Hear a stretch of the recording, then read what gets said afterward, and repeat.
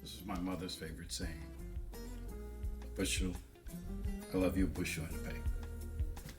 And today, I am honoring my mom on her birthday. Today is January 4th, and this is her birthday. And though she has transitioned, I just wanted to share a great moment, a great memory that I have of her. You know, everybody says, hey, I got the best mom, but I really did have a great mom. She was the best mom for me, and I'm glad God gave me her.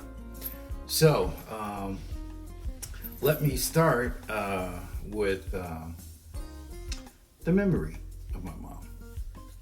So, I worked for IBM, and I used to work downtown in Chicago at IBM.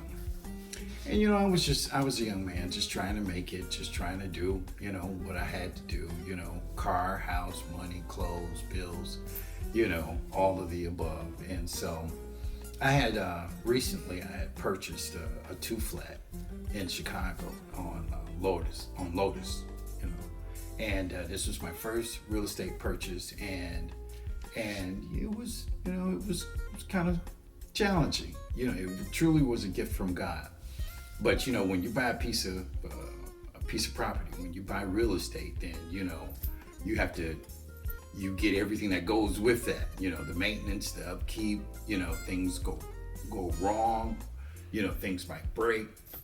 So I purchased the two flat when I was 27, and I was I was running like a chicken without a head. I was trying to keep things afloat and pay bills, and so this was my first purchase, so it was a little challenging. And so I had a tenant upstairs, and I stayed on the first floor. So, and Mom was like, Teddy, make sure that you do everything to keep your tenant good. I don't care what else you do, but make sure your tenant is good, because if your tenant is not good, then they're not going to pay their rent, and that's an issue for you. So everything was smooth, everything was going. I had a tenant upstairs, everything was going great. But one thing about my property, about my building, back in the day, they had buildings were equipped. They didn't have their furnaces didn't have. It wasn't forced air. My building in particular had. They called them these big elephant pipes. They were so huge, and these pipes were coming from the basement to the apartments.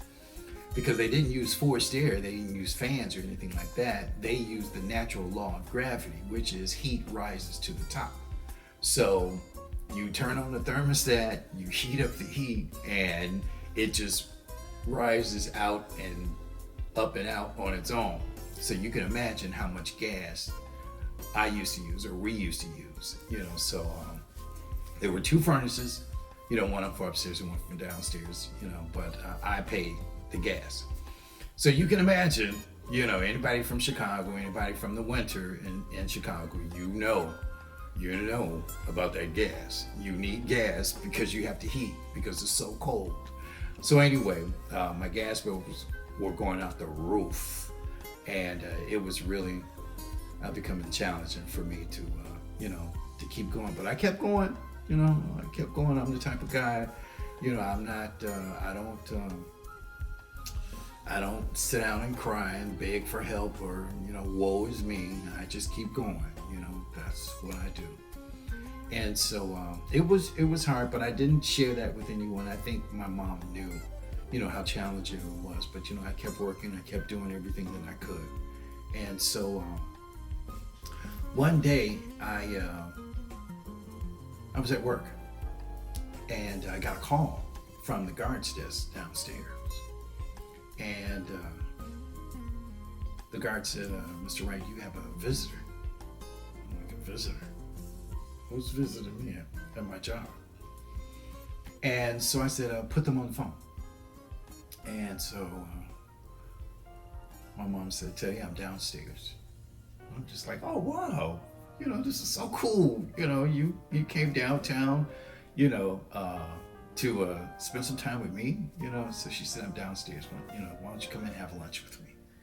So I'm like, okay, cool.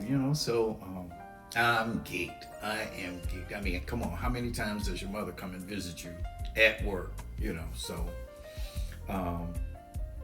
I rushed downstairs and we greeted each other and we hugged each other. And let me say this too, because our relationship really got closer. There were three of us. I had two siblings, and unfortunately, my brother and sister had transitioned, unexpectedly, and so I was my mother's last child, and so I can only imagine that losing your children, and this is your last child. You kind of cling onto them. And so, our relationship really just got, had gotten really solid. So, anyway, we greeted each other and she says, "Teddy, is your bank in this building?" I'm just like, "Yeah, my credit, I credit union. I've been credit union for God knows how long." So she says, "Well, can we stop at your bank?" And I'm just like, "For what, Mom?" She said, "Well, you know what? I'm carrying a whole bunch of cash and I just don't feel safe. I don't feel comfortable." And I'm just like, so my mind immediately, I'm saying, well, first, give it honor to God. Why are you carrying around a large sum of cash? You never. I mean, who does that, And the fact that you want to deposit, you want to put that money in my bank because you don't feel safe. Well, how much money are we talking about? $50, $100? What are we talking about? And, I'm scratching my head. So anyway, so I'm just, kind of like, my mother wasn't into drugs or alcohol or anything like that. So I'm just like, this doesn't make sense. And my mom was a connoisseur of saving money and putting money in a way of hiding money, So she was a master at making $1,000 out of 50 cents, So, but anyway, so we go upstairs. My credit union was on the 24th floor, so we go upstairs, and everybody knows me in the credit union because we all, go to the credit union. So I go to the table and I get the deposit slips. So I'm trying to figure, okay. So I get out the slip, write it out. Mom's standing next to me. So she's got this little smile. She's got this little slick, I'm gonna get you kind of smile and grin. So it kind of made me kind of smile too. I'm just like, okay. So I'm filling out the slip. She's right at the table. Nobody's at the table. And so I said, okay, slip's done. What are we talking about? And then she goes in the purse, and she takes out a wad of money. It was the biggest, fattest wad I had ever seen in my life. So I'm still bewildered. I don't know. Okay, what are we doing? So she said she gave the money to me. And I'm just like, Mom, what are you doing with all of this money? What? I don't understand. She said, count it. So the whole table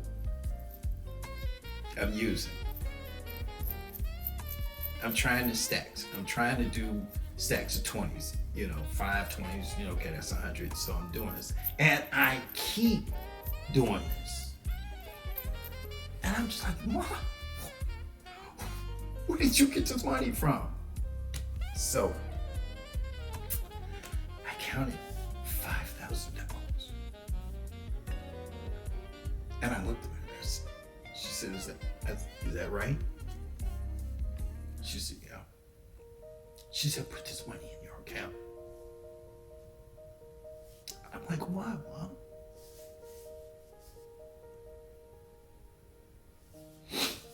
She said, I know you need furnaces.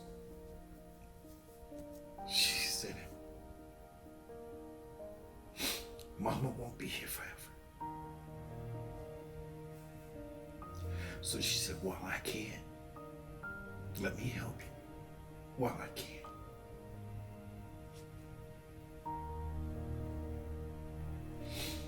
So I deposited the $5,000.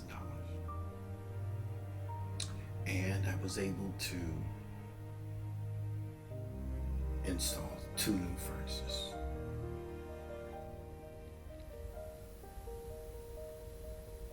And that is a great memory about my mom. Before she passed, it was kind of rough. And, she was drugged and so, and I was